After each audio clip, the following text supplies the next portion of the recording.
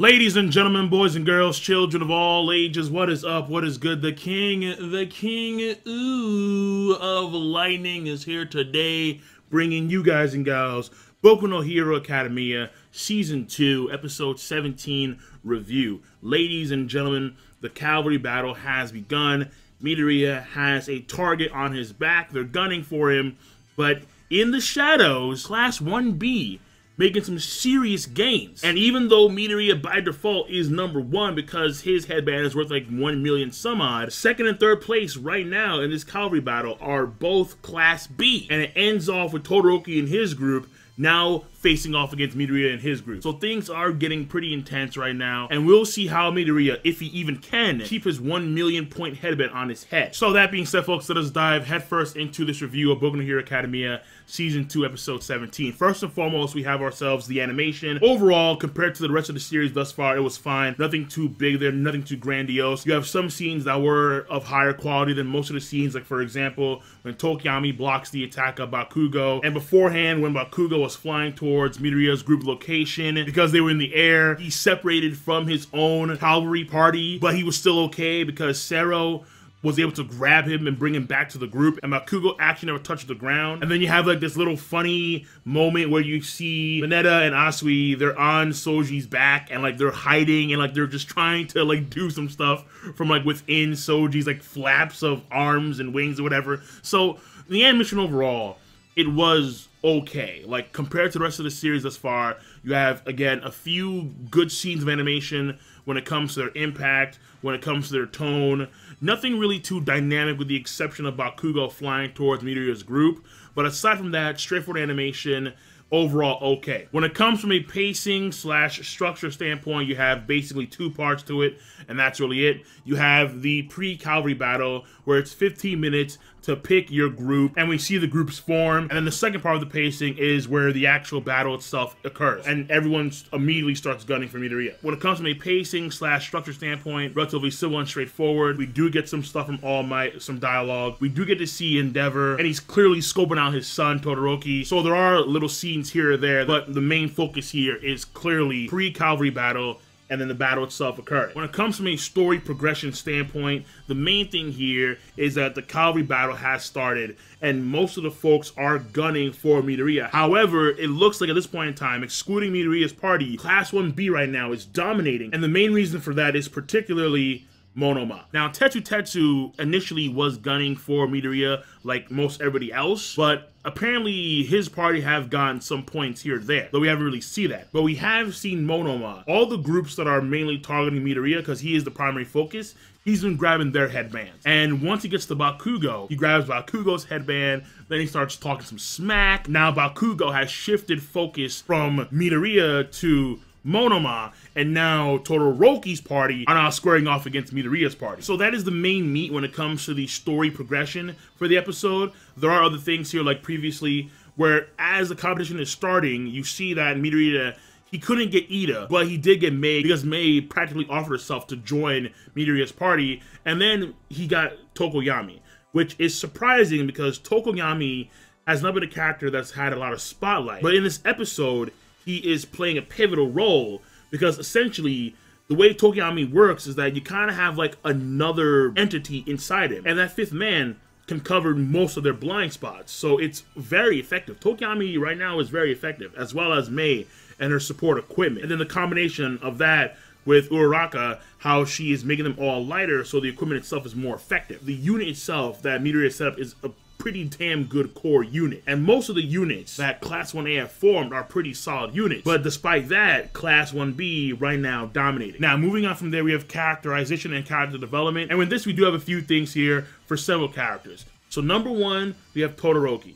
Now, Todoroki is talking to Ida, talking to Momo, and he's talking to Kaminari about what the plan is and how Kaminari is going to be mainly fending off people with his electricity. Momo is going to focus mainly on installation. Ida is going to be primarily mobility for obvious reasons. And you can see, and I think it was Momo who had the skates, but I'm pretty sure Kaminari did as well, but they have skates. So when it comes to mobility, they're going to be just as effective as Midoriya's group, even more so now that one of the I suppose jetpack boosters that Uraraka was wearing was destroyed by Mineta. But going back, Ida talks to Todoroki about how he's going to be using both ice and fire to ward off enemies and try to find opportunities to take their headbands. And then Todoroki responds to Ida, no, during this tournament, I won't be using my left, meaning his fire side. He's staring at his dad. And for some reason, his dad is like 18 feet tall. I don't know why, he's just huge.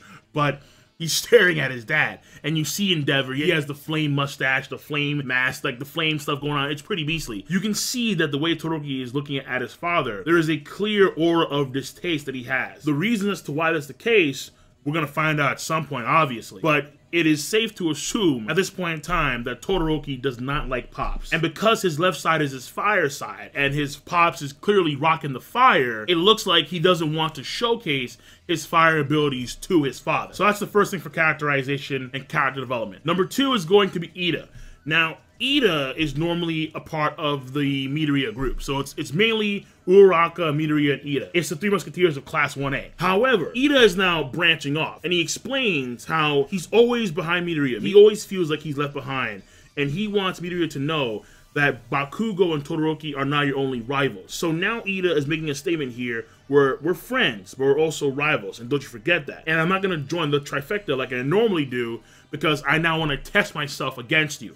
I want to see how far I can go. I want to beat you. So when it comes from a standpoint of characterization and character development, that was probably always there for Ida's character, but he never really went with it until Midoriya got number 1 in the race. And seeing how Bakugo and Todoroki, they were Midoriya's main focus rivals, he doesn't want to be left out of that group as well. Next, we have Monoma. Monoma of Class 1B. He is devious, clearly. As he's talking to Bakugo, he's talking about how Class 1B, they had this class discussion. It wasn't a group consensus, but the discussion itself was pretty much, we're not going to use our quirks, we're going to sit back during the race, and we're going to let Class 1A use their quirks, showcase what they got. And we understand that since this is a sports festival and this is the first round, then there are going to be other rounds to come. So let's not gun for temporary first place, let's gun for a overall permanent first place when it comes to the sports festival itself as a whole. Now, clearly, it wasn't a class consensus because you have guys like Tetsu who, when the race first started, used their quirks, they took some of the spotlight, they went in gung-ho.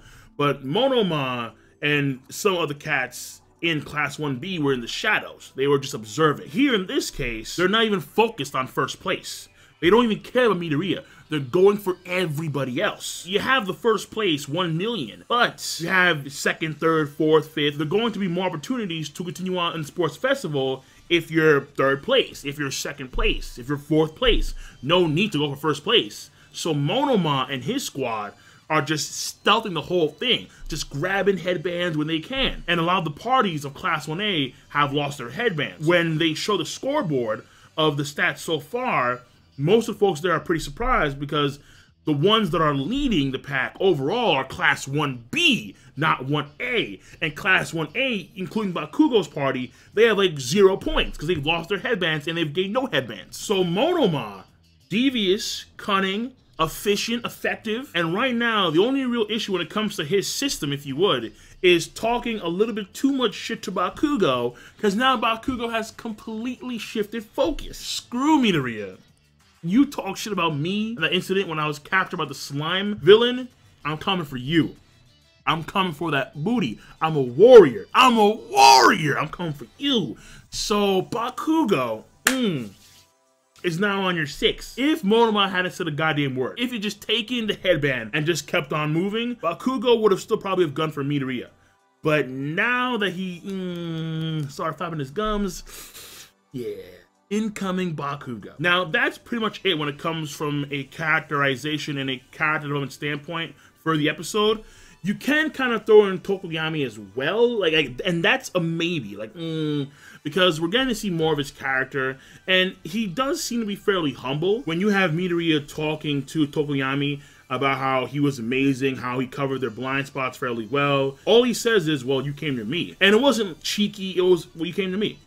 Like, that was it. And when they were first getting rushed, it was like, well, this is fate, make your choice. And so Tokoyami, he seems to be, or maybe he's trying to be, I can't really be too sure at this point in time, But at the very least, he seems to be more mature than the rest of his class. That's what appears to me. Now, that could be him trying, like he's trying to be mature, more mature for his age, or it could be how he actually is as a person. But for characterization, I won't say it's concrete because we need to see more of Tokiyami as a character, which we're probably going to see in upcoming episodes. So that being said, folks, that's it.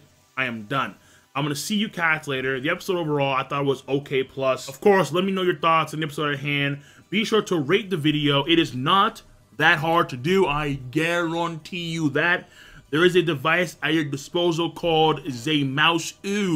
You click on Zmouse to rate the video, to subscribe, to join the notification squad. Click on that bell, as well as go in the box below. Check me out on Twitch. I'm there more frequently. So there's a Twitch link in the box below. And of course, if you want to, comment in the comment section down below. And I'm going to see you cats later. Peace and have a nice goddamn day.